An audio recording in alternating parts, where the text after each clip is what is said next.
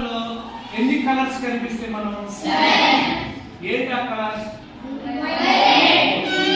Code ఏంటి? B అంటే I అంటే బి అంటే జి అంటే వై అంటే ఓ అంటే ఆర్ అంటే. సో ఈ 7 కలర్స్ విద్యార్థులు చూపిస్తాం. మరి రెయిన్బో ఎప్పుడు చూసారా? ఎప్పుడు ఏర్పడుతుంది? ఎండ వర్షం వచ్చినప్పుడు కనిపిస్తుంది. అంతేగా? చూసినప్పుడు మీకు రెయిన్బో ఏ కలర్ లో ఉంటుంది? ఓకేనా?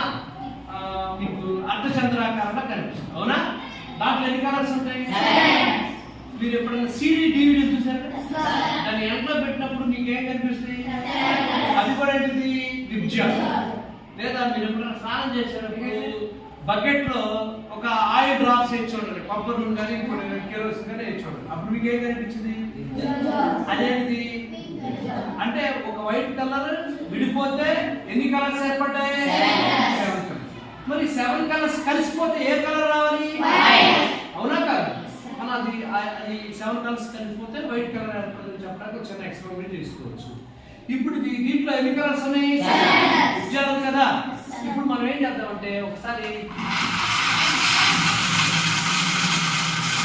ఏ కలర్ కనిపించింది? ఇందాక ఎన్ని కలర్స్ ఉన్నాయి? ఇప్పుడు కలిపేసినప్పుడు ఫాస్ట్ గా తిప్పాం అంటే కలిసిపోయింది. కలిసినప్పుడు ఏ కలర్ ఏర్పడింది? ప్రూఫ్ అవుతుంది. ఒక వైట్ కలర్ ఎన్ని కలర్స్ విడిపోతాయి? 7 కలర్స్ కలిసిపోతే అర్థమైందా?